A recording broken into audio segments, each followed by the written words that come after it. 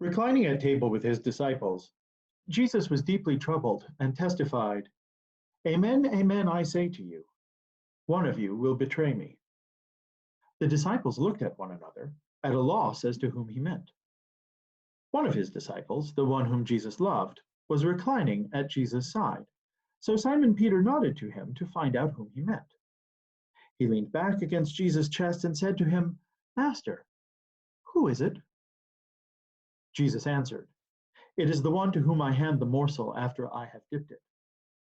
So he dipped the morsel and took it and handed it to Judas, son of Simon the Iscariot.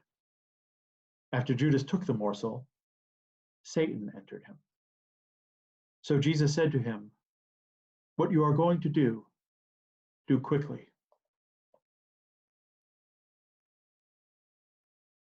Every good story needs a villain, an antagonist who attempts to thwart the progress of the hero, even if sometimes serving only to reveal the hero's virtues and the villain's own short-sightedness. Othello had his Iago, Sherlock Holmes his Moriarty, and Harry Potter is he who shall not be named.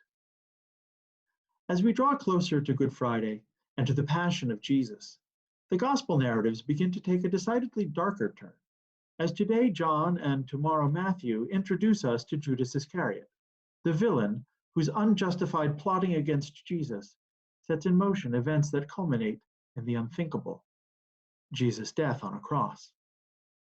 More than the indifferent Pontius Pilate, more than the envious high priests, more than the riled-up mob, it is Judas whose villainy stands out in the Passion narratives, and whose betrayal sets him up for history's condemnation. Indeed, for the great medieval poet Dante, history could claim no greater villain than Judas. For this wayward disciple, Dante reserves a special place in his Inferno. Dante plumbs hell to its icy depths, and yes, hell actually does freeze over in Dante's poem, and brings us face to face with Lucifer, or more accurately, face to faces. For Lucifer appears before us as a three-headed monster with a body dangling from each slavering maw, including the body of Judas.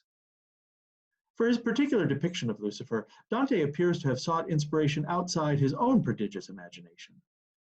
Instead, he turns to the baptistry of San Giovanni, adjacent to the famous Duomo or cathedral in Florence, where Dante grew up. The baptistry's ceiling is covered in mosaics depicting key events in salvation history, including the final judgment, complete with a three-headed demon making a meal of assorted, unrepentant sinners. Dante would have been baptized there, and certainly visited the baptistry later in life. The colorful depiction of hell glittering from the ceiling clearly left a lasting impression. But back to Judas in the Inferno. Throughout his poetic rendering of hell, Dante employs a technique that literary critics call contrapasso, and that we might identify as something like poetic justice. The deepest part of hell in Dante's imagination is reserved for betrayers, and so it is fitting that Lucifer, the great angelic betrayer who turned away from God, would be the instrument of eternal punishment for that greatest of human betrayers, Judas Iscariot, who turned away from the Son of God. Dante's guide through the underworld, the Roman poet Virgil, explains the appearance of the terrible beast rising before them and directs Dante's attention to one of the souls undergoing punishment. "That soul there, the one in the greatest pain," said the master, "that is Judas Iscariot.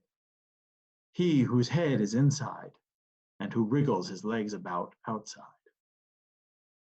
Gruesome as this scene is, it's hard to argue that Judas doesn't get what's coming to him. Dante certainly couldn't imagine a worse crime than Judas's betrayal. But there is a coda to the reading from John's Gospel today.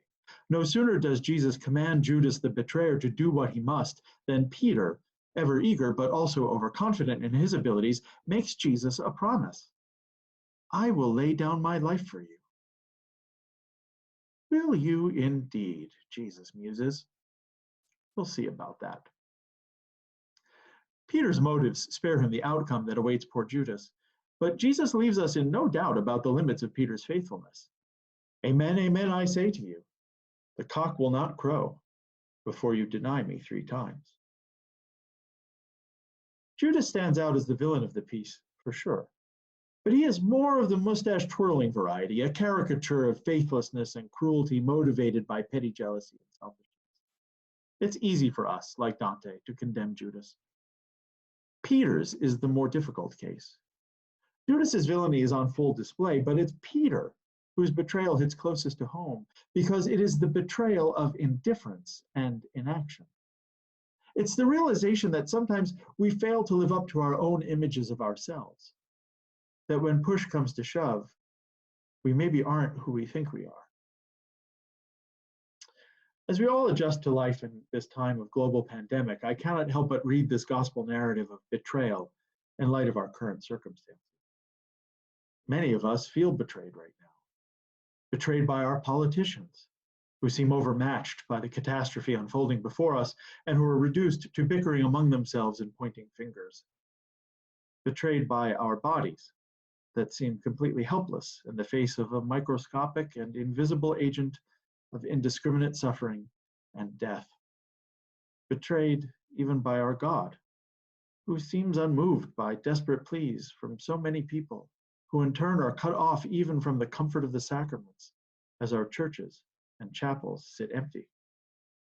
Yes, there are plenty of villains and scapegoats to go around right now, and assigning blame can provide some much-needed distraction. We take comfort in the belief that if someone had done differently or had done better, we would not be in this predicament in the first place, and life could continue as it has always been.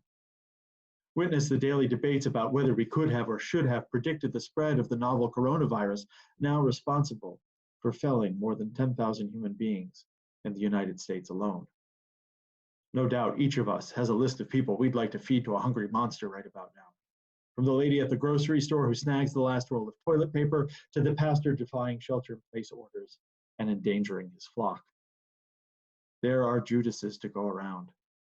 But the real story may be that, like Peter, we are learning that we aren't who we thought we were, that our illusions of safety, of security, of invincibility are just that, illusions.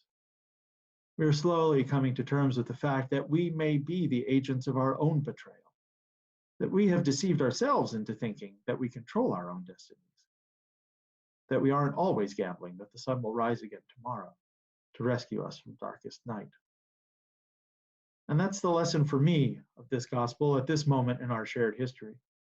The people who bought the grocery stores out of toilet paper in the early days of COVID-19 in order to gouge us all on internet bidding sites, they are the Judases.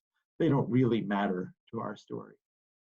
Most of us are Peters, outwardly confident that life will go on eventually, but also too frightened to admit that we aren't really so sure, and, more terrifying still, that none of it is in our control. We cling to the notion that somehow we have been betrayed by the villains of the piece, when we've really betrayed ourselves with fantasies of self-reliance and invulnerability. We tell ourselves that never before have we leaned more heavily on one another for our very survival, on our new heroes, the essential workers who keep our grocery stores stocked and our hospitals open. Yet we have always needed each other. Nothing has changed in that sense. We're just no longer certain that we will all be able to show up for one another when it matters the most. So as we move deeper into the most sacred time of the year, let's reflect on our vulnerabilities. Let us look for the places where we have always needed God and always needed our neighbors, but failed to seek them out because our own delusions of self-sufficiency stood in the way. Let us identify the places where we have felt betrayed and consider whether our own unrealistic expectations may sometimes be the cause of the suffering we prefer to blame on others. And let us finally begin to discover what it really means to place our trust in a God who promises that on the other side of suffering and death is the certainty of new life.